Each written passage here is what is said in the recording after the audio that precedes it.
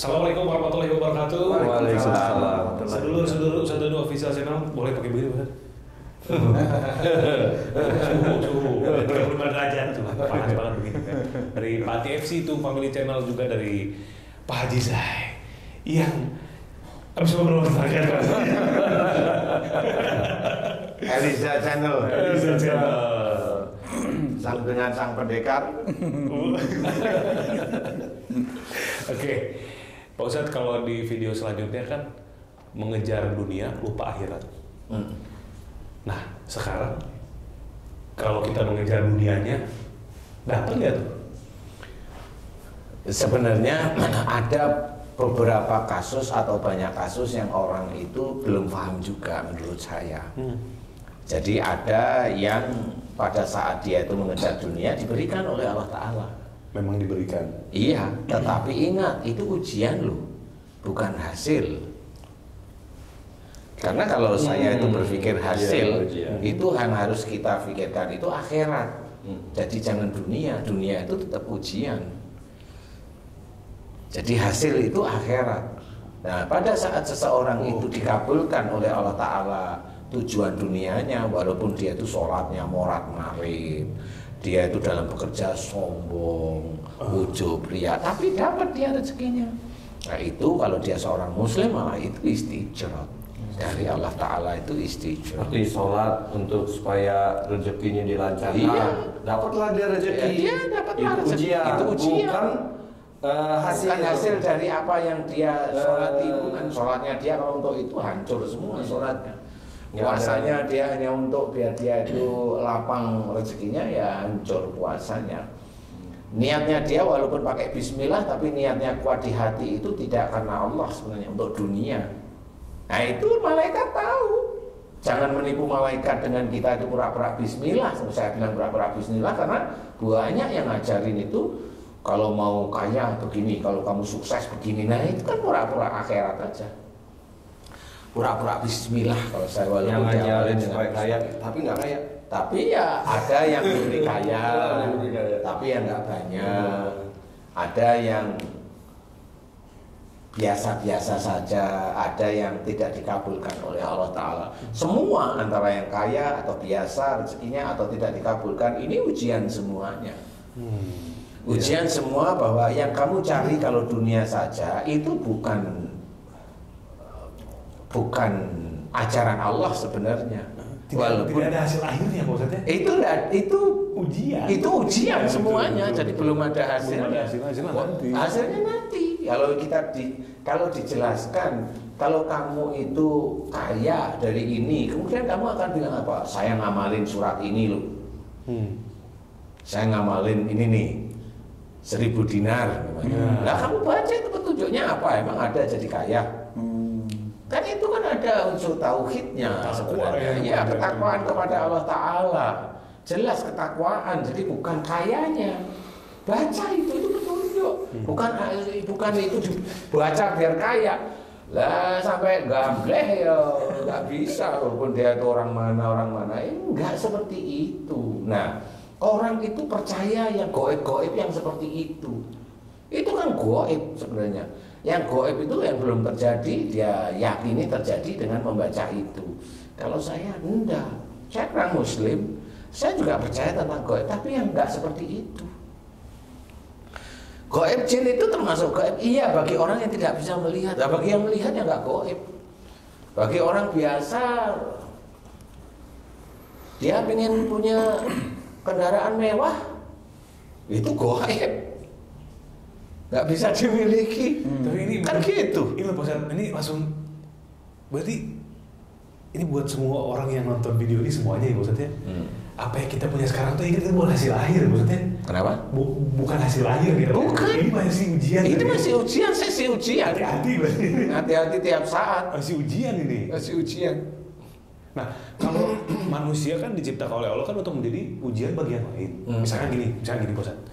Saya nih saya punya harta banyak nih. Saya juga influencer. Ternyata Pak Haji lihat saya nih, wah, lebih hartanya banyak, mobilnya bagus, mobilnya mewah. Kemudian dia mencontoh apa yang saya lakukan. Saya kalau ngomong ya asal, saya juga kalau bersikap ya asal, kemudian ibadah juga enggak gitu ya maksudnya. Kan bisa kelihatan orang ibadah itu dari ucapan kan, karena kalau dia ngomong kotor kita bisa sedikit aja kita bisa menyimpulkan lah gitu ya. Nah kemudian Pak Haji ini mengikuti lah, oh dia bisa kayak begitu, lewat istidronnya saya misalnya. Nah kan saya ujian sama Pak Haji nih, apakah ketika Pak Haji melakukan apa yang saya lakukan, mencontoh, saya akan dapat hisab dosanya nggak maksud? Ya sama, kan ngajarin jelek. Tanpa Mas Bobinya sadar nggak kalau saya contoh? Enggak. Kan tanpa ngapain keluar YouTube? Gimana Mas? Lah ngapain keluar di YouTube? Oh iya ya. Berarti itu mempublish ya? Nah itu kan mempublish, itu mengajarkan. Nah itu apa itu? Nah itu kan ilmu jahat jariah nantinya jadinya. Wah, nah, kan begitu. Mau yang bagaimana mau dicari? Jadi kalau memang mau keluar di YouTube ya harus tertib beneran. Mau bicara itu ya tertib. Sehari-hari tertib, jangan cuma di depan kamera aja tertib. Iya, ya di depan kamera tertib itu terus tenang, terus diri rangkai-rangkai, nggak bisa. Kalau mungkin nanti di akhirnya ditanya kenapa kamu begitu, ya karena saya mencontoh si Fulan ke bawah. Lah iya, itu kan akhirnya si Fulan itu kan menjadi gerbong lokomotif dari semua rombongan. Jadi kayak umpamanya seseorang influencer nih, sekarang ketangkep polisi nih, dia nyontoh, ya semuanya begitu. Yang muslim itu kena cara ngomong, cara ini, kemudian yang subscribe-nya banyak nih jutaan, kemudian viewernya jutaan, itu tiap hari dia mendengar kata-kata binatang dengan nama awal A namanya, memaki dengan B gitu. Nah itu kan dia masuk aja ke telinga, akhirnya ngikutin kayak gitu. Dia nurunin. Kalau dia nggak punya dosa, dari mana nggak punya dosa mau dia ngeluarin begitu? Nggak bisa. Pernah dengar ini nggak? Apa? Ya belum diomongin ya. Ini pepatah Pak, pepatah ya kalau kita ngasih pakai tangan kanan, yang kiri, tangan kiri jangan sampai lihat. Oh itu hadis itu. Hadis itu ya? Oh itu hadis ya? Ada lagi sekarang tandingannya Pak. Apa? Kalau tangan kanan beli, tangan kiri IG story. itu udah jadi apa namanya? Itu pamer viral itu. Betul, itu udah jadi tren Pak. Nah itulah yang namanya ujub dan ria itu sudah menjamur ini di kelasnya kita, di orang-orang muslim. Ujub ria itu menjamur sebenarnya. Dia mau memberikan contoh atau dia mau pamer itu di titik-titik itu sebenarnya. Kalau kita ngebahas gini, ini kan kalau di Islam tuh begini, mereka tuh selalu punya dalil yang benar ya Pak Ustadz, ketika memang di penghujung akhir zaman itu seorang muslim itu memegang bara. Iya, memegang agama itu seperti menggenggam bara api itu kayaknya di titik itu bukan sih Pak Ustadz? Lah ya memang betul, sebenarnya nggak cuma akhir zaman ya, sejak dulu ya memang susah. Nafsu itu susah karena mamanya seseorang nih berperang nih, dia berperang kelihatannya di jalan Allah, dia mau berjihad atau dia mau mati syahid. Orang nggak tahu di titik itu. Orang yang niatnya berjihad itu betul-betul dia harus dalam berperang itu kalau bisa saya tidak boleh mati dan saya selesaikan banyak musuh, kan begitu. Tapi kan kalau jihad udah pasti masih saya, kan Pak Ustadz? Walau alam ya, hatinya gimana? Emang tahu? Ada juga di zaman Nabi, dia berjihad, tapi dia itu ingin dipuja-puja. Iya. Ya nggak bisa seperti itu yang ketahuan, yang nggak ketahuan. Malah pengen mati syahidnya itu. Lah ya, dia pengennya mati syahid, dan pengennya dia. Ini di hadapan Allah memang syahid bener apa enggak? Kan ada ketentuan namanya syahid. Bukan kalau sakit perut mati itu syahid. Banyak itu yang kena COVID itu sakit perut mati, syahid nanti. Berarti syahid itu tersembunyi ya? Syahid itu penilaian kalau memang itu di hadapan Allah itu sulit. Iya. Itu Nggak harus bisa kasat mata tidak aja. bisa kasat mata melihat itu kelihatan syahid itu tidak bisa. Hati seseorang yang melakukan. Iya, seperti itu. Jadi nggak bisa. Makanya dalam hal-hal sehari-hari kita harus melihat kalau orang ini ngasih orang biasa, lu banyak kok orang bisa. Insya Allah yang seperti itu banyak. Yang ujub riya banyak itu yang berseliweran di YouTube. Tapi yang manfaat yang mana? Apakah itu manfaat? Itu bukan manfaat, ya mendukung rating aja, mendukung rating, mendukung viewer aja.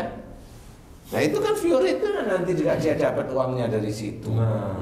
Kan sebenarnya kita harus berpikir, harus berpikir mau ke arah mana sebenarnya ini. Jadi ini ya maksudnya jadi apa namanya? Jadi lebar ya sih. Iya. Tapi bisa nggak ini sarana YouTube ini kita jadikan sarana untuk mengejar akhirat? Ya bisa kalau memang pelajarannya pelajaran baik. Jangan pelajaran nih teknik merancang gedung, kasih tahu, tapi nggak dikasih tahu gimana nyurinya dari bahannya ya kan nggak dikasih tahu ya. Karena nggak mungkin itu dikasih tahu di YouTube. Karena rahasianya dia kan gitu. Karena bisa ketangkap. Iya. Yang patung tadi jadi pahala jariah juga ya? Apa? Yang tadi Yang YouTube mana? ini Bisa. dipergunakan itu. Benar, kalau itu ada ilmu yang akan disampaikan bisa. Untuk Terus mendapatkan dapat Umpamanya ada YouTube nih, seorang suami selalu disuruh ini setrika, cuci, ngepel. Itu di YouTube seperti itu ya. Bukan kasihan sama suaminya. Nanti di akhir cerita atau di ini ya kalau si suami harus menegakkan syariat Islam ya, si istri itu kelewatan. Jadi pelajaran Nah, itu kan menjadi pelajaran. Nah, nggak boleh orang Muslim itu seperti itu, kecuali istrinya nggak punya tangan, nggak punya kaki, kan seperti itu. Gini aja deh. Nah itu boleh lah. Suaminya itu yang jalan kan gitu ya. Kalaupun dibantu loh, suami yang baik itu kan menolong istri, iya, tapi istrinya bukan karena dia mengerjakan terus suaminya menolong. Nah istrinya sejak awal itu belum ngerjain udah nyuruh sama suaminya. Itu kan ada pelajaran nanti yang bagaimana.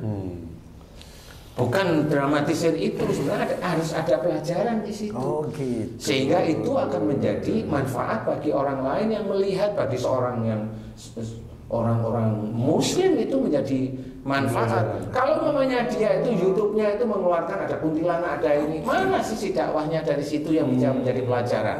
Cerita di situ. harusnya ada. Iya, kalau memang dia mau jadi manfaat, kalau memang dia hanya cuma mendapatkan koceknya atau belajar ya monggo dapat. Iya, terserah kan gitu. Sayang sekali kalau nggak ada pengantarnya. Iya. Nah, bukan sayang kan memang orang begitu kan banyak pilihan Pak Haji. Kira-kira. Sama, kalau yang begitu-begitu paling ngajarinya kan sholawatan sehingga bisa muncul ini. Iya. Loh, sholawat kok bisa munculin jin gimana sih? Bisa ini, bukan begitu. Sholawat itu harus lillahi ta'ala.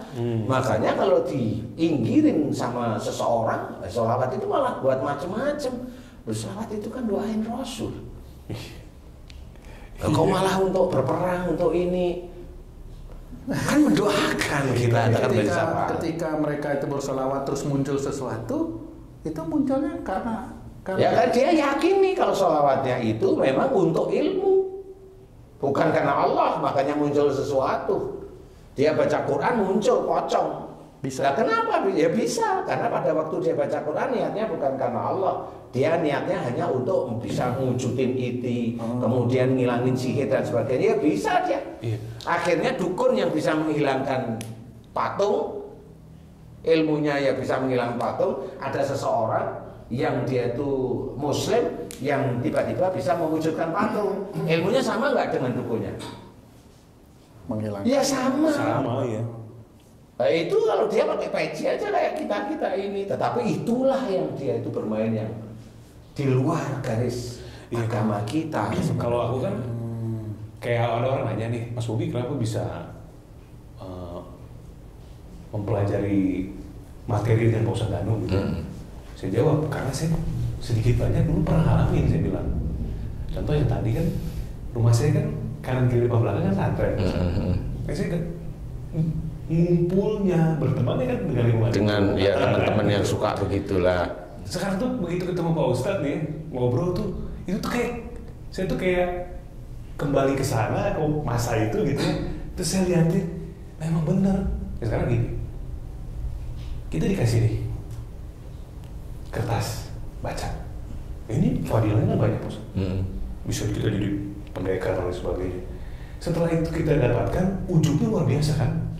Oh, nih dari kobong mana nih? Ketemu tanding. Dan ketemu sini. udah mantep nih, kalah semua nih di RW sini. Jadi kan nyari kan, siapa lagi yang paling sakti? Karena dia harus nguji kan. Nah itu kan ada uji, ada solusi segala macam. Apakah ya Allah melirik orang itu gitu loh? Kan kalau Allah udah melirik, berarti yang membantu dia melakukan itu tuh siapa?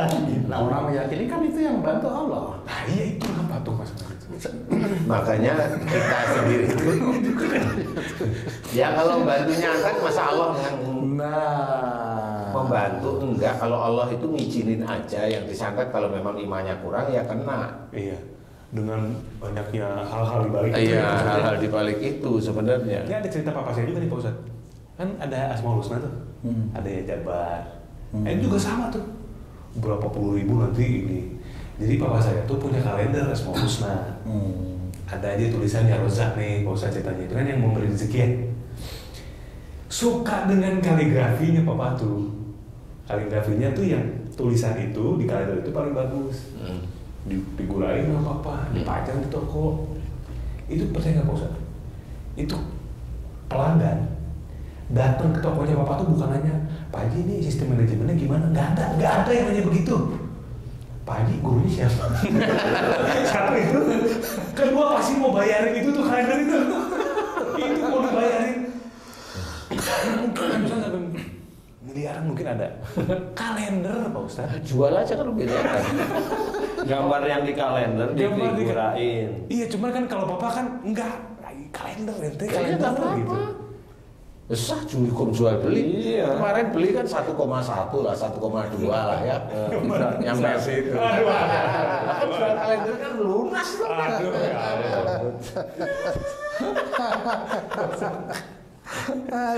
Iya. Jadi memang iya, makanya orang itu banyak yang tidak paham. Yang lillahi ta'ala itu bagaimana, itu banyak sekali yang tidak paham. Seperti umpamanya kayak kita bekerja karena Allah, itu memang harus karena Allah Ta'ala beneran. Bener. Agar nanti Allah memberikan jalan kita dengan pekerjaan-pekerjaan yang bisa kita mendapatkan hasilnya. Nah, jalan itu pun diberikan oleh Allah Ta'ala. Ingat, itu ujian. Kan begitu lagi. Iya. Hadapilah ujian itu tetap dengan karena Allah juga. Kalau kita itu menghadapi ujian itu menggampangkan, nah itu sudah selesai di titik itu. Udah nanti besok belok semua. Berarti kan kita menggambarkan itu nafsu juga itu Pak Ustadz. Lah iya itu kan nafsu. Oh saya sudah dapat ini. Gampang saya nanti begini. Lah itu nafsu itu. Dia lupa. Kalau dia itu ya ada jalan dari Allah Ta'ala, ada ini. Lupa. Nah orang-orang seperti itu banyak. Saya menceritakan teman-teman saudara-saudara kita yang muslim ya seperti itu. Karena banyak yang ngajari itu betul-betul hal-hal yang malah bukan karena Allah, bukan untuk akhirat. Akhirat menuju surga ya maksudnya ya. Kalau kerja keras itu karena Allah atau kan dia saya sudah bekerja keras sehingga ya wajar saya mendapat ini. Nah, itu kan yang bekerja keras dia itu kan ya anggapan dia aja. Kalau dia itu nggak punya kaki, nggak punya tangan, memang bisa dia kerja keras. Itu istilah yang sekarang tuh hasil tidak mengkhianati Proses tidak mengkhianati hasil. Itu juga apa benar begitu Ustaz? Enggak, salah. Seolah-olah pasti kerja keras dapat itu bukan hasil. dari Islam, bukan. Bukan itu Ustadz yang Bukan. Saya jawab bukan. Kenapa proses bukan? tidak mengkhianati hasil. Rizki itu goib. Intinya itu rizki itu goib. Sama perjalanan kita itu 1 jam ke depan kita itu mau ada apa nggak tahu kok. Goib Itulah goib namanya. Goib di sini artinya kita nggak tahu hasilnya seperti apa. Nggak ngerti. Walaupun dia udah kerja keras kayak apa, tetap kita nggak tahu. Nggak tahu. Beneran nggak Iya tahu. benar-benar. Nah, kalaupun ada petunjuk sehingga kita tahu, ingat petunjuk itu dari Allah. Jalankan tapi harus ada Allahnya. Itu awal. Nanti kalau sudah 2, 3 petunjuk tahu Allah, nanti kalau beberapa kali udah banyak petunjuk, lupa dia sudah. Nah itulah yang diincar oleh setan itu seperti itu. Jadi semua yang ada di sekeliling kita itu petunjuk sebenarnya. Jangan dianggap remeh. Petunjuk dari Allah Ta'ala. Yang nggak disadari. Yang orang nggak akan mungkin bisa sadar kecuali dia termasuk orang-orang yang takwa. Kalau orang takwa, semua yang ada di sekitar orang takwa itu tahu ini ujian dari Allah Ta'ala. Mau itu enak, mau itu tidak enak. Mau itu temennya, mau itu istrinya, mau itu anaknya. Ujian semua Pak. Itu ujian semua. Mau makan, nggak jadi makan karena disenggol sama anaknya. Padahal dia lapar dan pengen itu. Dia hanya berpikir mau marah atau nunggu setengah jam, 1 jam lagi saya nunggu masakan ini jadi. Milih yang mana? Saya tanya sama Mas Bobi, milih yang mana? Milih yang marah atau milih nunggu 1 jam masakan jadi lagi? Marah dan nunggu biasanya itu. Hah? Marah dan nunggu. Oh, itu pahalanya 2. Kok bisa marah? Apalagi yang kesenggol itu milih. Wah, ya itu. Kalau itu saya nggak tahu deh. Itu Mas Bobi di warungnya Mas Eko itu 2 nih itu. Saya belum. Besok ke sana. Besok kita nge-vlog ya. Kita Pak nge-vlog. Eko, iya. Besok emang ada waktu. Bentar, Nanti. Tenang aja. Emang Pak Tok belum nyobain? Apa? Belum nyobain? Nyobain, tapi telat terus. Wah, itu sih. Ini sih itu. Aduh, bahaya itu. Itu kalau udah di sini wah pelak tuh. Gitu ya. Ya coba aja. Iya. Padahal kalau dilihat ngapain marah? Iya, emang udah terjadi, udah jatuh. Memang terjadi jatuh lagi orang yang seperti ini susah mengendalikan. Susah kok, benar-benar. Oh pasti marah dengan Pasti, orang yang ya. jatuhin gitu. Tadi apa namanya itu Pak Ustadz? Mie apa? Tuh ini Guys, ada mie to mini Jogja. Itu enak. enak. Pak Mie Ustadz Jawa. dan Mas Bobi sudah. Iya. Saya sama Jije belum. Terus salah Nanti kita mau serbu ke Jogja ya. salah satu subscribernya Pak Ustadz Danu juga. Iya. Yang punya mie-nya. Oh, iya nanti kita Kita nge-vlog nggak di sana nanti Pak Tok? Kenapa? Nge-vlog nggak di sana? Ngeplok. Oh, iya. Ngeplok. Kita dia bilang Kan kita bentar lagi mau bareng-bareng. kita. Enak aja kita. Jadi Pak Ustadz bagi lagi nih, ketika kita berucap pun harus hati-hati. Misalkan begini, ada orang berpikir begini, udah sekarang mau bismillah, kita jalin aja. Apa yang mau kita, apa istilahnya, yang mau kita lakuin, yang penting semuanya dari tangan Allah. Toh kita juga tidak pernah menzolimi orang. Nah kata-kata itu sombong. Sombong. Aduh. Kalau dia bilang saya tidak pernah menzolimi orang itu sombong. Iya. Oh, Emang Merasa tahu dia tak punya zolim itu dosa. kayak apa? iya. Barangkali nggak sengaja, menurut dia biasa aja, tapi buat orang tuh nyakitin. Ya, Nah, iya. Bukan menurut orang ya, karena orang yang ngomong begitu itu dia tidak tahu kalau dia itu ya sering zolimin orang sebenarnya. Itu sombong, itu tidak boleh. Jadi hidup dunia ini ujian tok isinya Pak Ustadz. Lah iyalah. Nah, betul. Hasil ujian itu Nanti di akhirat di dunia nggak bisa tahu Pak Ustadz. ya tahu dikit-dikit.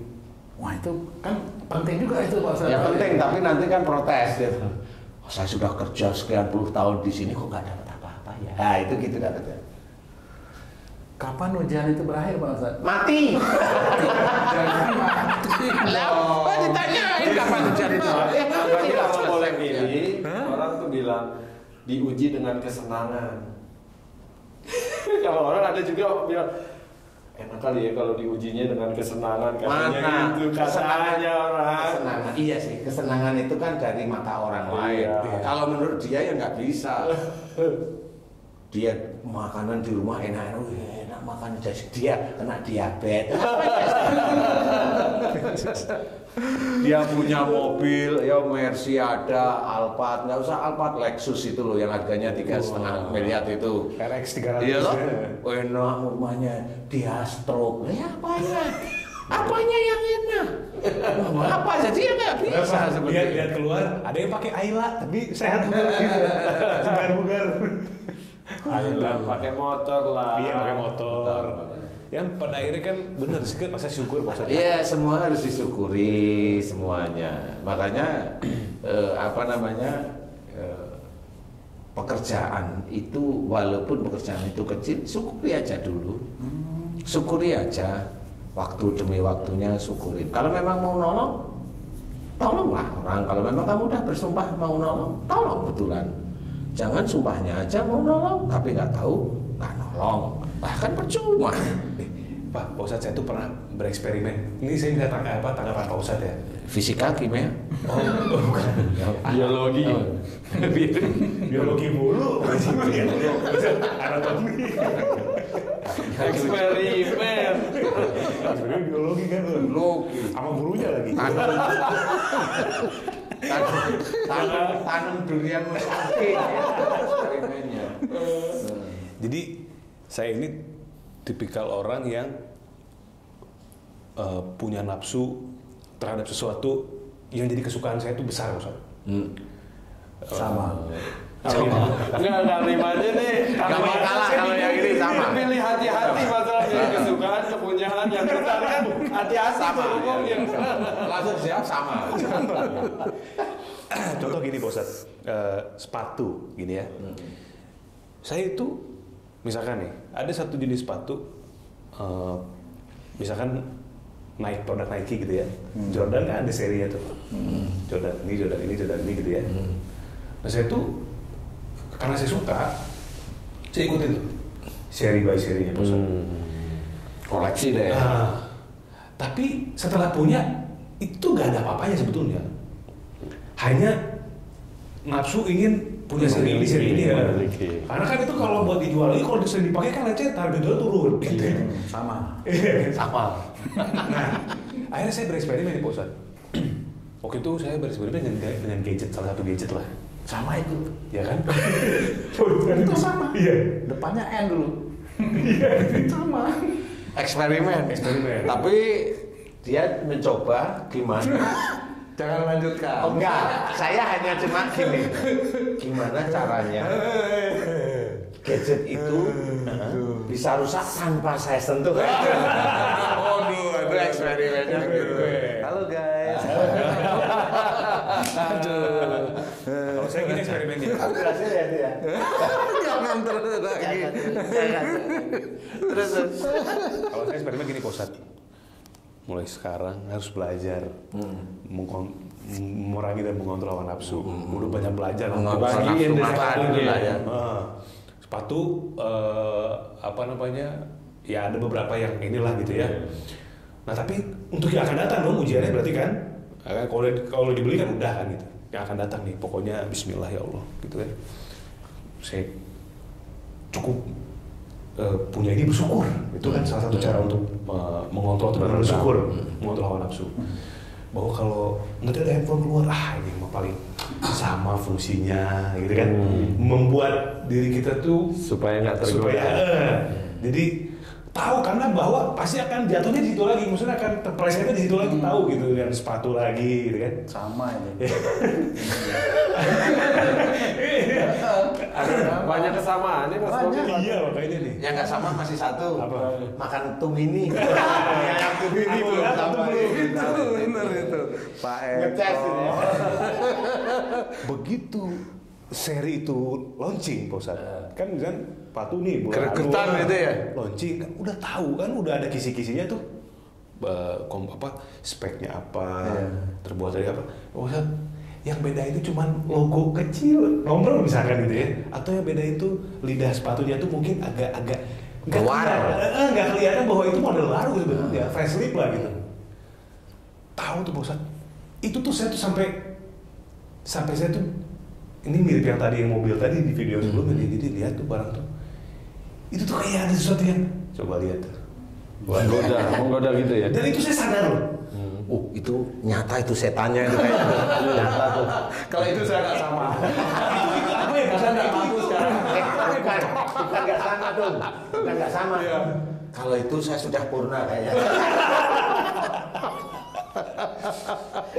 Coba lihat tuh warnanya.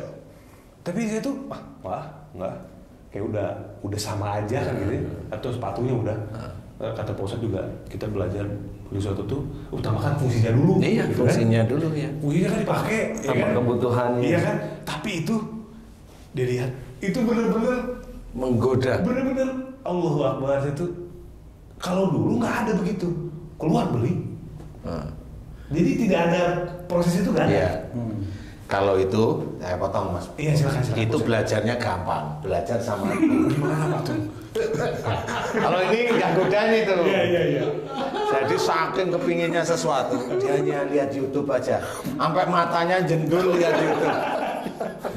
Paling 1 bulan capek, selesai ganti beda lagi. Nah itu Melampiaskannya.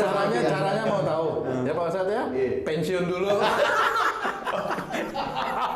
Tidak ada kemampuan lagi. Betul nggak Pak Haji? Betul. Ya, itu Pak Haji setuju.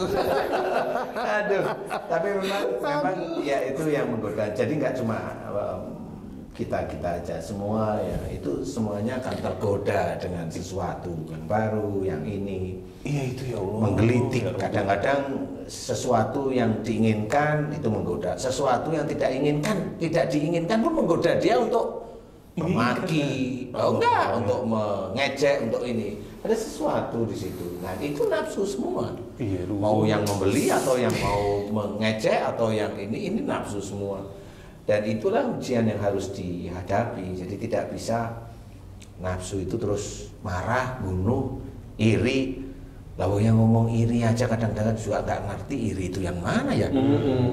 Dia kan sering itu. Bisa Jangan jadi iri, jangan hasad, jangan emosi, jangan marah. Di rumah marah mulu dia. Nah, seperti hal-hal tersebut itu harus dimengerti. Jadi agama itu difahami, kemudian dipelajari, diterapkan di kehidupan sehari-hari. Nah itu akan menjadi amal soleh insya Allah. Niatnya lillahi ta'ala. Niat lillahi ta'ala ini itu Allah itu sudah menceritakan, sangat sering ayatnya kita sering baca. Sesungguhnya sholatku, ibadahku, hidup dan matiku hanya untuk Allah. Itu kan sudah dijelaskan. Di depannya pakai kul lagi, katakan. Kita itu disuruh mengatakan, katakan, karena manusia itu pasti lupa bahwa dia itu sholatnya nanti untuk dunia, bukan lillahi ta'ala. Ibadahnya juga dia untuk dunia, akhirnya kan begitu coba. Padahal di situ diceritakan hidupnya pun harus karena Allah.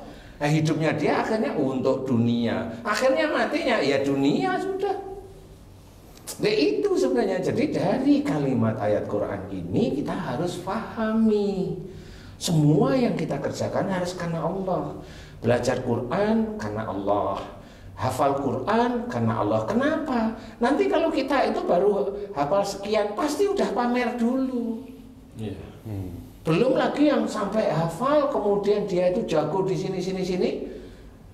Tanyain aja, ada ujub, ada riak, enggak di situ. Bisa aja dia bisa kaget di titik itu, dia kaget pada saat kaget itu diingatkan itu dari Allah Ta'ala, itu petunjuk bahwa kamu telah keluar dari jalur Allah sebenarnya. Tapi dia pasti akan bicara ya antara satu, saya tidak ujub riya, atau yang kedua, saya kan masih manusia.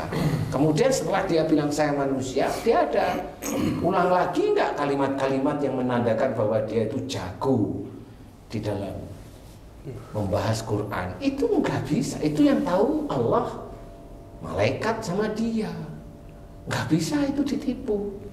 Makanya kerjakan yang benar-benar baik karena Allah. Salat kita harus benar-benar karena Allah. Ya karena Allah itu ya kekusukan kita bentuk, bacaan itu tartil, kan seperti itu dipahami. Kalau saya membaca ayat surat Al-Fatihah, saya kirimkan untuk kakek saya. Dikirimkan apanya? Kalau saya sih nggak perlu menjawab boleh atau tidak. Artinya itu Fatihah itu kalau kamu baca artinya untuk siapa? Diri sendiri. Untuk kakek saya. Ya baca aja lagi dulu. Untuk apa sih? Untuk diri sendiri. Nah, kalau untuk diri sendiri kan nggak bisa dipergunakan. Sumpah buat kita kan ya? Ya itu kan memohon kepada Allah untuk kita sendiri. Saya pernah nih bahas masalah ini. Katanya gini, kan saya jawab seperti Pak Ustadz tuh. Al-Fatihah kan buat kita. Saya kan diajarin gitu. Suruh kirim-kirim. Nah, kirim-kirim itu katanya gini, kita membacakan karena orang ini sudah meninggal, jadi kita seolah-olah membacakan dari orang ini. Tapi tetap belum masuk gitu logikanya. Karena kalau orang sudah meninggal itu sudah terputus amalnya. Kecuali 3 perkara. Ya, itu aja. Gitu ya. Dan itu yang memang masih itu memang jelas ilmu yang manfaat, amal jariah, anak soleh yang mendoakan. Itu juga diceritakan. Ilmu yang manfaat itu ilmu untuk menjadikan manfaat untuk akhirat. Bukan 1 tambah 1, 2 itu manfaat. Manfaat dunia itu. Ini maksudnya manfaat akhirat. Iya. Amal jariah yang mana? Sedekah. Sedekahmu untuk apa? Sedekahmu untuk kaya lah. Ya nggak ada. Mau ngapain? Benjret ya nggak bisa. Beneran besok kalau udah tahu nanti di akhirat tahunya. Lah, saya kan sering sedekah ya Allah. Sedekahmu untuk apa? Kalau sedekahmu itu untuk perutmu sendiri, pengennya kaya, Dipuji. inginnya juga dipuji. Itu kan dijelaskan sebenarnya. Ya itu nggak akan dapat, sudah jelas. Ya, masih. Itu aja yang dari hadis tersebut aja masih kita harus menerangkan amal jariah itu yang bagaimana. Bukan asal-asal sedekah banyak tapi ingin dipuji, tapi ujub ya selesai sudah. Mana ada amal jariah? Nggak ketemu dari sisi agama kita, nggak akan ketemu. Anak yang soleh yang bilang soleh siapa? Manusia atau Allah? Allah. Ya Allah harusnya. Nah, sekolah yang tidak ada di hadapan Allah itu yang gimana? Yang takwa. Apa kita itu yang pakai peci ini langsung bisa dikatakan soleh? Belum tentu. Belum tentu. Jadi Belum gimana itu ya? tentu. Hah? Jadi gimana nih hidupnya? Oh, hidupmu itu ya kamu membuai istrimu. Nah, itu. Iya, tapi kalau akhirnya dibalikin lagi pertanyaan besarnya itu loh. Lah iya, lah makanya nanti di surga pun ada tingkatan, di neraka pun ada tingkatan. Lah mau masuk yang sebelah mana? Surga. Nah, kalau masuk surga ya ikutin perintah yang tidak aneh-aneh. Tidak aneh-aneh itu lempeng. Yang jelas. Jangan yang tidak jelas. Lah mau jelas kita bisa coba mau amal jariah, sedekah, bikin masjid, bikin ini, ingin dipuji. Hilang itu. Ada ujub, ada riak. Berarti Selesai. bukan amal jariah Pak Ustadz, amal jaringan ya. Jaringan dia mau kelompokin tadi. Ayo kita. Iya. Jadi bentuk dunia itu adalah penjara bagi orang yang beriman, itu betul. Iya, penjara bagi orang yang bertakwa memang benar. Jadi kita harus pahami. Penjara itu memang mau apa-apa kita harus punya patokan dari sisi agama kita. Jadi nggak bisa kita mengerjakan sesuatu itu sak geleme udele dewe. Itu ya nggak Tapi bisa. penjaranya Mas Bobi ada masa cuti. Ada revisi. Oh, ada namanya penjara ya. Kalau dia udah mau dibebaskan itu ada istilahnya masa Revisi. masa cuti itu loh. Ya boleh masa cuti. Bukan masa Persoalannya, cuti, masa persoalannya adaptasi. mau masa cuti bayar nggak? Bayar. Emang kamu pernah di penjara? Enggak. Emang kamu dengar bayar dari mana? Kadang-kadang gitu Lu dengarnya. bukan kadang-kadang dengar dari mana? Masa Karena adaptasi yang namanya. sudah pernah masuk penjara. Iya. Lah iyalah, Iya. itu aja kan sudah di penjara, terpenjara lagi dia. Belum. Lah ya terpenjara. Aduh. Nah, disinilah sebenarnya kita harus memahami hati-hati. Kalau istilahnya di dunia ini memang adalah penjara orang yang bertakwa itu begitu. Orang bertakwa Maksudnya itu seperti banyak, itu. iya, banyak ilmu yang harus kita terapkan detik demi detik, langkah demi langkah, kata demi kata, fikir demi fikir, telinga demi telinga mendengarkan, mata demi mata itu penjara di titik-titik itu. Nah, itulah kalau hanya seseorang dia kerjaannya hanya mohon maaf nih, dia sebagai imam masjid, dia digaji negara, dia keluar hanya dijemput untuk ngimami masjid, pulang, paling pulang hanya ketemu sama istri sama anaknya, itu masih mending, nggak banyak ujian. Gak taunya dia diuji lagi, istrinya 3, 4 lah kan ujian. Di antara anak-anak ada yang dablek beling dan sebagainya. Nggak taunya walaupun dia imam, tapi dia sendiri sudah menelurkan banyak masalah di dunia. Itu juga sama, dia ujiannya di situ. Walaupun kelihatan dia hanya cuma dari rumah ke masjid ngimami dari rumah, tapi ini kan dia bosan juga lama-lama. Ya kajian-kajian dikit lah, yang tempat-tempat yang agak gimana gitu. Pak Ustadz, apakah ujian itu sesuai dengan grade kita itu? Misalnya kita sekarang Kemampuan SD, kita. kan ujiannya soal-soal SD, kira-kira Iya. gitu. Oh, sesuai ya Pak Ustadz? Sesuai sama grade itu sudah diceritakan.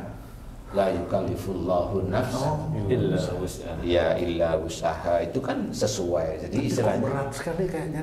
Hah? Kayaknya Ujian yang mana sama saya tanya. ini aja bingung mau ngomong nih karena berat sudah. Kalau bilang ujian berat berarti secara nggak langsung menilai imannya udah tinggi juga dong berarti. Rendah itu namanya. Kan kalau imannya ringan, ujiannya ringan. Tidak ada. Kalau ujiannya berat, kata Jadi imannya kacamata tinggi. siapa? Kacamata dia sendiri. Nah, iya, nggak bisa. Saya tidak mengkacamatai diri saya. Apalagi saya, karena emang ada kacanya. Sebenarnya itu ketentuan kan bisa dari Allah Ta'ala. Berat ringan itu terserah Allah. Kalau memang dia dikasih ujian yang menurut seseorang itu ringan, ya menurut dia berat, ya ringan itu kesannya dia sendiri bilang, oh itu ringan. Nggak taunya dia diuji lain, ah itu berat. Padahal untuk yang dia katakan ringan, dia bilang itu ringan kan? Sama. Jadi tidak boleh kita itu meremehkan ringan. Kan tidak boleh. Tidak boleh. Semua ujian itu harus kita kerjakan, kita hadapi. kita hadapi. Sikapi dengan iman, kita sikapi dengan ketakwaan tauhid, kita. gitu. Iya. Jadi jangan ada ujian gerutu, nggak bisa seperti itu. Kalau semua kehidupan ini bisa menjadi ujian, sekarang Kok kalau saya bilang memang iya, itu ujian. itu Ini ujian. sudah nggak connect nih kayaknya nih. sekarang Bukan pengen makan tumin ini. Pak Eko. Itu luar biasa tuh. Benny. Kalau kita duduk berempat di sini ini apakah ujian dan ujian buat siapa Pak Ustadz? Ujian Nanti kita sama itu lain. yang kelima. Setan. Siapa itu yang duduk kelima? Oh no. Ya ini ujian semuanya. Satu sama Ujian. lain. Satu sama lain itu mana yang saling menguji. Mana di antara kalimat-kalimat kita itu yang manfaat untuk didengarkan. Ini kayak gini nih. Itu ngobrol. seperti itu. Ya, Pulang ke netizen rumah, juga sama. Ketemu istri itu ada bahan Tetap. ngobrol. Iya ada netizen ilmu juga. ya netizen seperti itu. Itu yang manfaat yang mana? Walaupun kita kelakar itu hanya biar kita nggak terlalu tegang aja. Jangan biasa. ngantuk. Kemudian ujian di titik itu pada saat saya ditanyain, ya saya harus menjawab semampu saya yang saya sudah kerjakan. Kalau saya menjawab yang saya tidak mengerjakan, ya itu dosa bagi saya. Iya memang seperti itu, dosa bagi saya. Nggak boleh seperti itu. Ketika Pak Ustadz menyampaikan sesuatu yang belum Pak Ustadz kerjakan. Bukankah pengetahuan itu memang harus di-share seperti itu Pak Ustadz? Iya, tetapi pengetahuan itu memang jadi manfaat untuk orang lain atau menjadi bumerang bagi diri sendiri, kan banyak ayatnya. Kan kalau pengetahuan itu kan baru ilmu sebenarnya.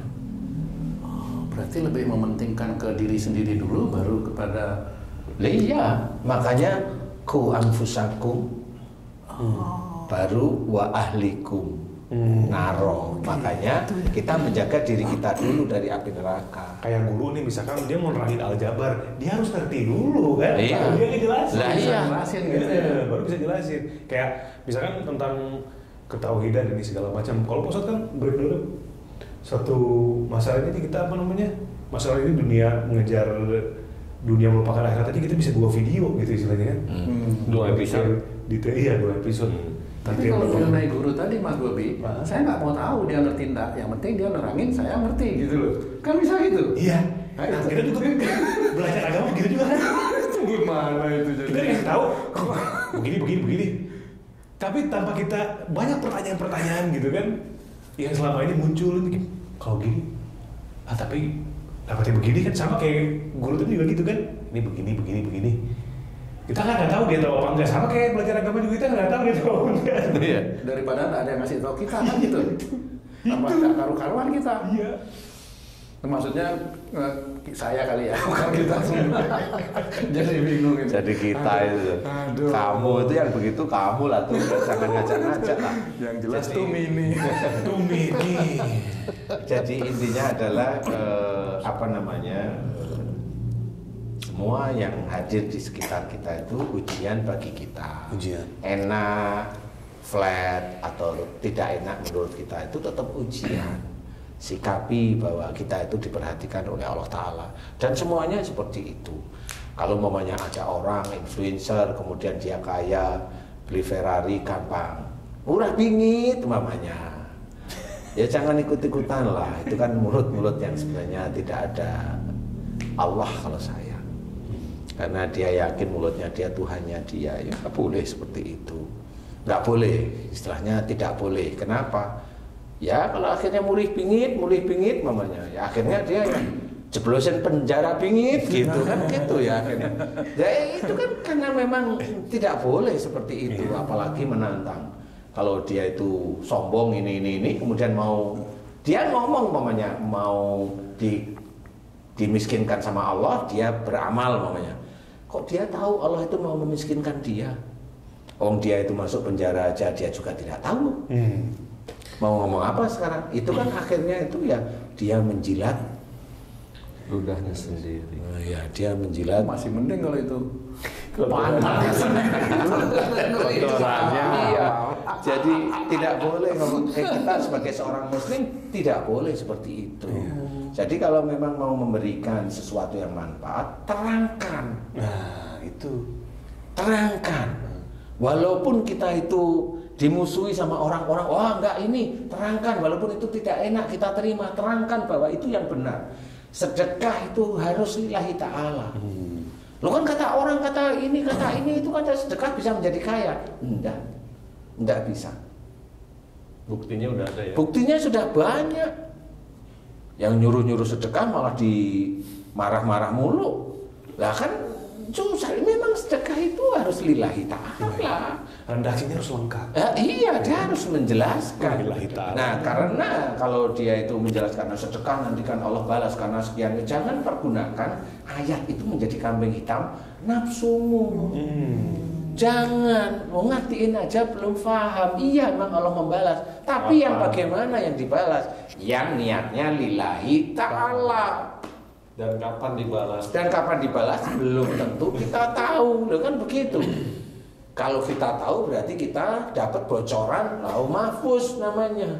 Itu memang harus diceritakan yang benar itu seperti itu. Padahal kalau kita sedekah umpamanya kita itu sebenarnya tidak tahu bahwa anak kita itu sebenarnya mau terkena kecelakaan. Tapi kalau kita sedekahnya lillahi ta'ala, memang Allah nggak akan ngasih tahu. Tiba-tiba ada yang jalan ke jalan kemudian nyebrang kemudian dia ngerem. Nah itu tapi dia nggak akan tahu kalau itu dari sedekahnya, nggak akan tahu.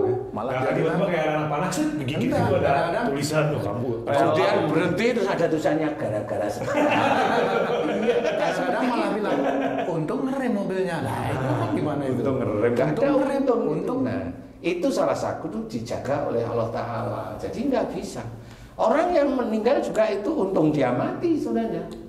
Kalau dia nggak mati ya dia bikin masalah aja untuk dia besok itu malah nggak bisa diangkat ke surga.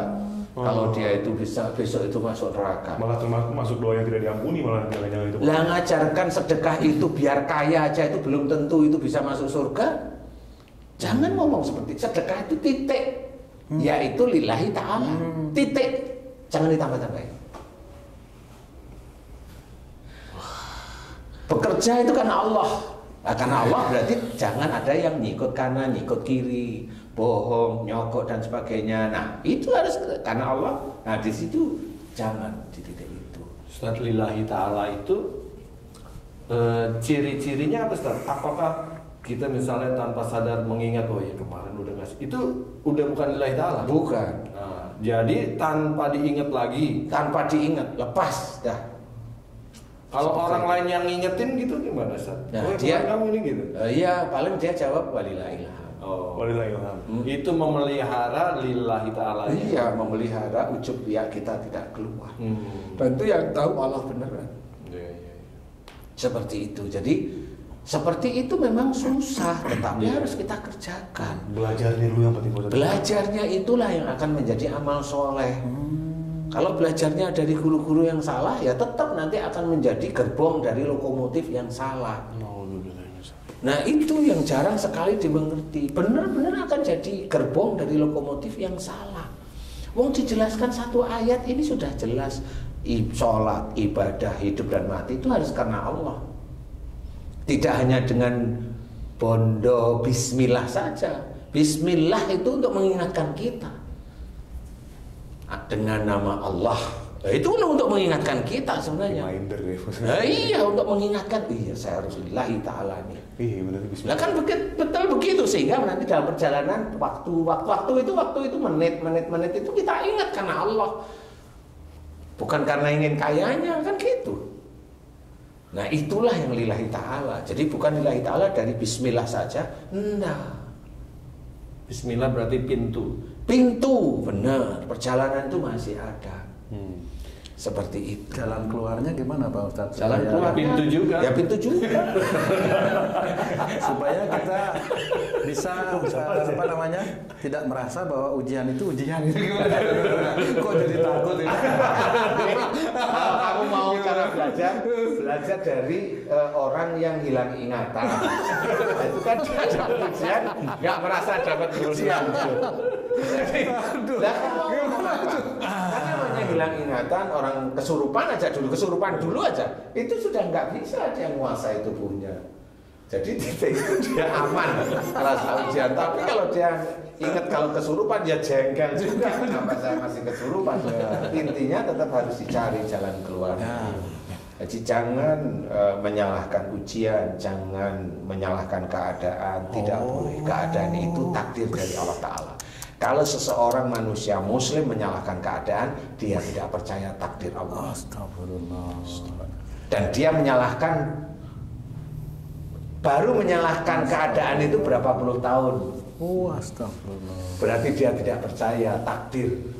Tompo bayi berarti Pak Ustadz. Terima aja gitu. Ya terima, tapi nanti ada perjalanan untuk bagaimana Cari jalan keluar. Cari jalan keluarnya. Cari jalan yang lillahi ta'ala. Yang lillahi ta'ala lagi. Lagi tetap. Iya. Kan gitu. Jangan pernah menyesali sesuatu karena emang itu kan buatan kamu sendiri. Iya. Iya, memang Allah sudah menulis di situ. Banyak orang-orang muslim itu tahu bahwa musibah dari tangan sendiri, tapi kalau dia itu pas kena musibah nggak mau ngakuin dia. Banyak yang nggak mau ngakuin. Enggak, saya kan nggak punya dosa. Lah memang kamu sakit karena Allah itu tiba-tiba berbuat dolim sama kamu gitu. Lah kok enak? Nah, kan gitu. Jadi orang saudara-saudara kita itu yang begitu itu masih ada dan banyak. Dan lagi-lagi karena nafsunya. Iya. Walaupun dia itu penceramah juga masih aja dia begitu. Padahal sudah dijelaskan dalam Quran. Kalau dia tidak mau mengakui, lo itu Allah bilang apa itu? Pak Ustadz, kalau saya keliru tolong ingatkan saya Pak Ustadz. Kalau nggak bisa dengan kata-kata WA. Ya kalau nggak gitu gimana nih tahu nggak keliru? Kalau ada paket datanya, ada wifi nyampe. Iya, ini mau diingatkan aja Eli. Pak Haji itu sampai saya doer ngingetin juga lewat dari telinga kanan itu keluar telinga kiri. Ngobrol kayak begini tuh ini bener-bener apa ya istilahnya recharge yang subhanallah banget ini. Ngobrol-ngobrol begini tuh. Maksudnya memang kita sambil bercanda sambil apa tapi Manfaat. masuk loh Pak Ustadz ini. Mudah-mudahan seperti itu. Karena memang belajar agama itu susah. Tidak terus gampang dikit-dikit surga, dikit surga, nggak bisa seperti itu. Surga itu susah. Baru kita itu mencoba mengartikan la ilaha illallah aja susah. Tidak ada Tuhan selain Allah. Berarti di antara kehidupan kita memang tidak boleh kita menitik beratkan suatu duniawi. Tidak boleh. Kunci itu la ilaha illallah. Lah itu kunci itu aja sudah kunci surga itu. Sudah susah minta ampun. Tolong ingetin saya Pak Haji. Tapi jangan kamu tambahin di dunia diingetin, nanti di surga tarik ya saya ya kalau kamu di surga ya. Boleh Pak Ustadz kalau itu? Kalau doa seperti itu ya tinggal doanya orang itu tahu Quran enggak kan gitu.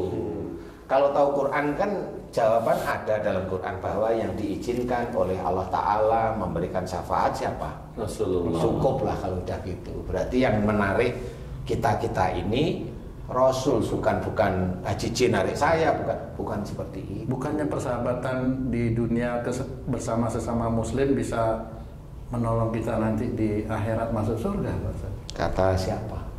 Kalau bilang persahabatan itu kata siapa dulu? Kalau persahabatan di antara sahabat itu ada maling, pencolek, pemerkosa, pengini, jadi satu dia baru dapat pengajian satu itu kemudian masuk surga dia. Ada perhitungannya. Ada direksi yang dia tuh hobinya nyuruh mintain uang terus-menerus itu masuk surga dia. Jadi salah itu ya. Pakailah pikiran di sini. Allah itu tidak bisa didikte oleh kita-kita. Itu kan mendikte Allah itu. Itu mendikte Allah itu. Dengan ini topeng pengajian. Iya, dengan pengajiannya. Oh, nggak bisa. Nafsi-nafsi semuanya. Wong dia ngurusin istrinya aja nggak bisa. Mau masuk surga lewat mana? Nggak bisa di titik itu. Kadang ngurusin istri itu juga berat juga itu. Lah ngurusin istri aja berat, dia enak-enak begini, gandengan, kemudian nanti mintalah pada Allah Ta'ala, ini teman pengajian, teman taklim, teman ini. Tapi itu yang digadang-gadang. Ya mikirlah, kalau saya mikirlah secara logika. Kalau memang itu di dunia, ya. Dalam taklim oke, tapi di dalam taklim ini harus kita ketahui, di taklim itu orang itu otaknya satu taklim dengan taklim lain itu beda-beda. Pemahamannya beda. Itu bisa menyesatkan. Lah iya, harus difikirkan baik-baik. Tidak bisa kita itu seperti itu. Kita berikan kajian yang benar-benar karena Allah Ta'ala. Belum tentu kita memberikan karena Allah Ta'ala itu taklim itu paham. Nah ini yang harus kita pahami. Gak bisa seperti itu. Dalam Quran itu sudah dijelaskan. Yang diizinkan memberi syafaat itu siapa? Lah kok teman kita yang naik terus bilang sama Allah Ta'ala, wahai Allah, itu ada teman saya masih di neraka. Loh, kowe sopo? Sahabatnya. Sahabat sopo? Bingung jadi. Nah, itu kan yang bikin aturan itu kan Allah. Lah kalau Allah itu ngikutin dia itu, lah lihat kowe iki sapa? Aku wis nulis itu yang bikin bisa ambil, yang bisa memberikan syafaat Rasulmu, dul, tutu kowe dul, gitu loh. Itu harus dimengerti. Dan itu tidak semerta-merta nanti Rasul pun memberikan syafaat yang masih di dalam neraka di situ ditarik. Nggak boleh, itu nggak ada sopan istri. Lah ya nggak bisa seperti itu. Hukum Allah itu tetap ada.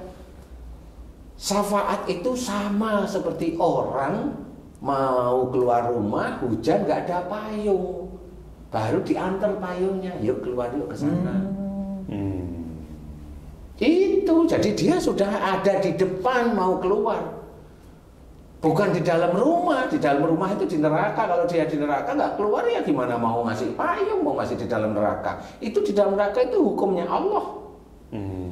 Lah ngapain Allah itu menulis di dalam Quran, menceritakan dalam Quran begitu banyak ayat itu harus difahami, harus dikerjakan semuanya lillahi ta'ala. Kalau tuh pada akhirnya semudah itu lewat syafaat itu gitu. Lah kalau memang semudah itu lewat syafaat ya nggak bisa. Untuk apa hukum-hukum ini? Untuk apa hukum-hukum ini? Lah itu harus berpikir. Waduh.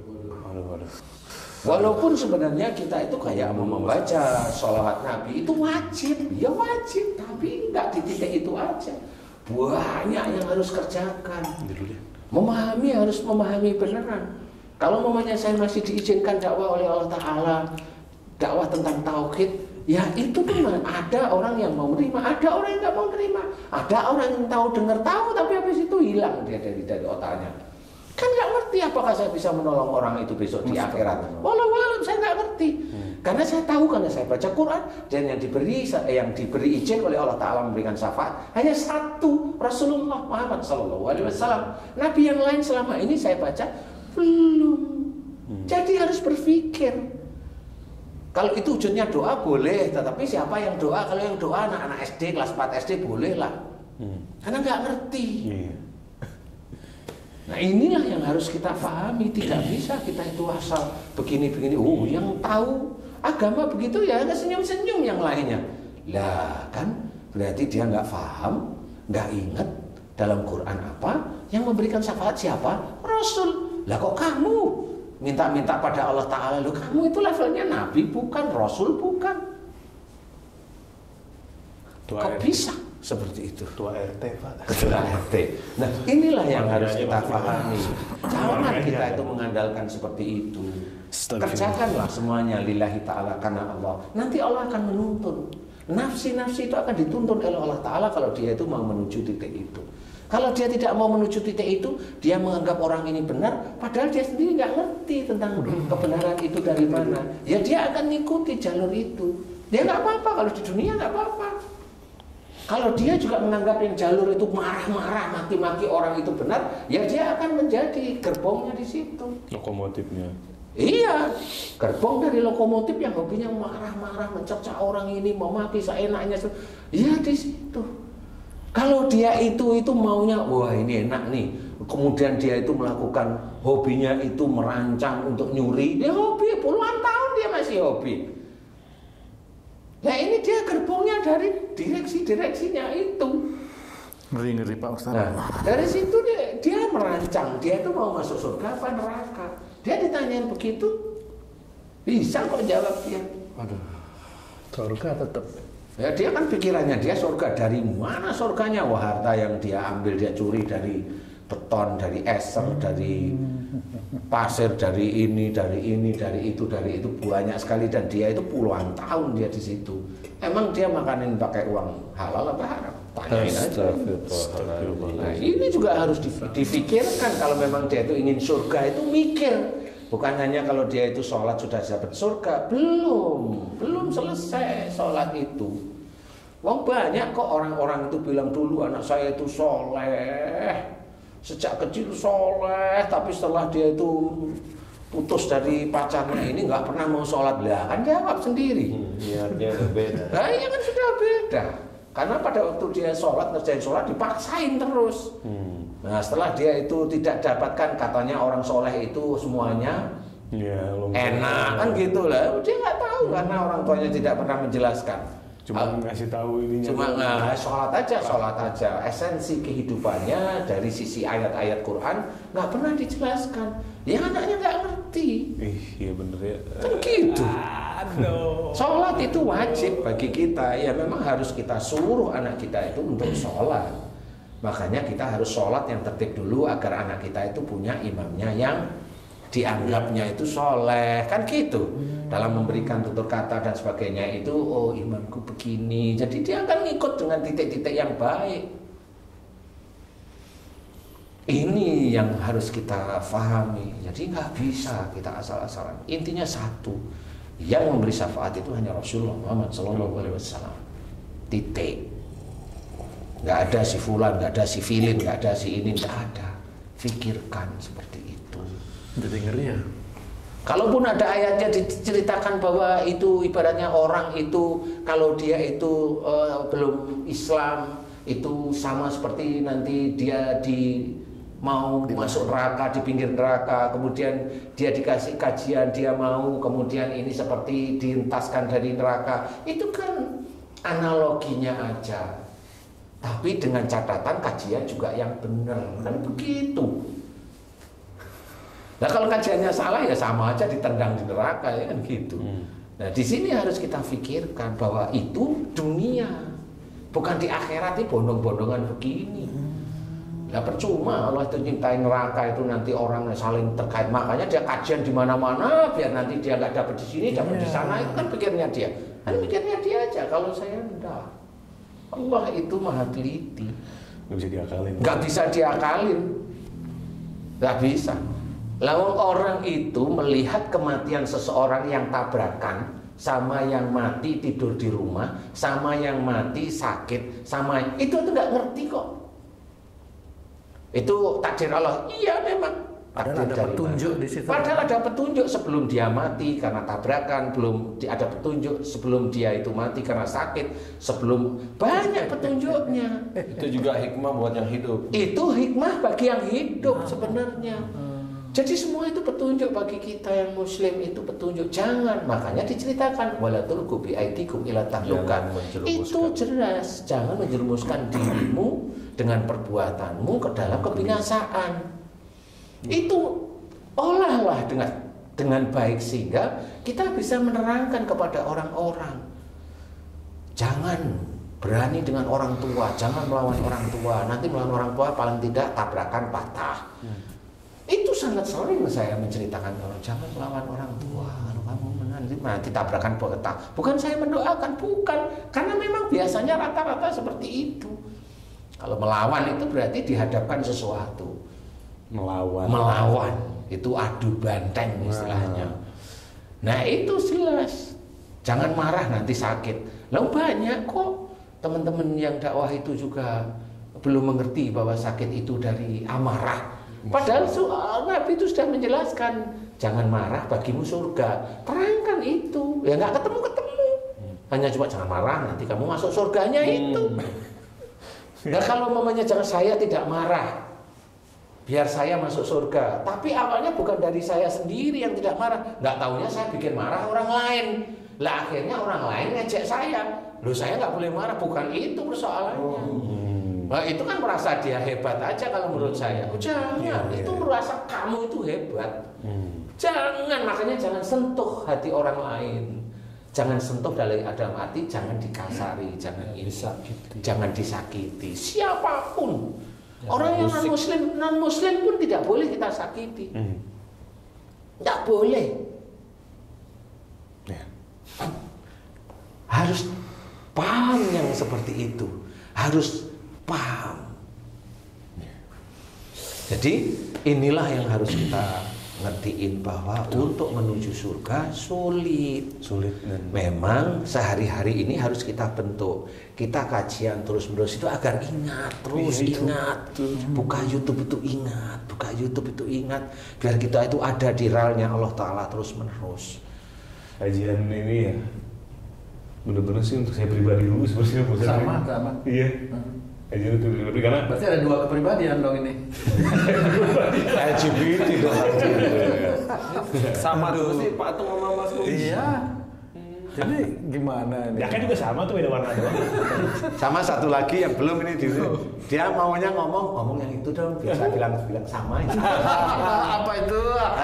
Tapi kita sakti Mas juga Bobi ya. nggak terpancing. Terpancing dia. Kita sakti juga yang ngomong sama patung ya. Patung gitu. Jadi intinya Pak Ustadz, mudah-mudahan kita semua senantiasa lewat kajian, lewat tausiah ini, lewat pembelajaran ini kita bisa terus belajar untuk memperbaiki diri Pak Ustadz. Insyaallah. Meningkatkan keimanan, ketauhidan, ketakwaan, sehingga kita bisa melawan hawa nafsu dan mengontrolnya. Itu yang paling penting. Benar sih Mas, bukan berarti pendakwah itu terus masuk surga. Oh enggak mesti. Karena yang paling banyak itu besok dalam salah satu hadis itu, hadis Nabi itu, yang paling banyak masuk neraka itu ya ulama. Salah satunya yang paling dekat. Dan itu memang nggak mesti penceramah itu langsung masuk surga, walaupun dia hafal Quran, belum tentu. Jadi Quran itu harus dikerjakan melalui sunnah-sunnah nabinya, kan begitu. Dengan hadisnya, inilah yang harus kita ketahui ya. Mudah-mudahan kalau kita paham, oh berarti memang kita harus lurus beneran. Ya dijaga mulut, pikir, mata, telinga, dan semuanya dijaga. Agar kita itu bisa benar-benar yang kita harapkan, surga itu benar gitu. Insyaallah seperti itu Pak. Insyaallah. Baik. Kalau Allah Pak Ustadz, terima kasih Patung.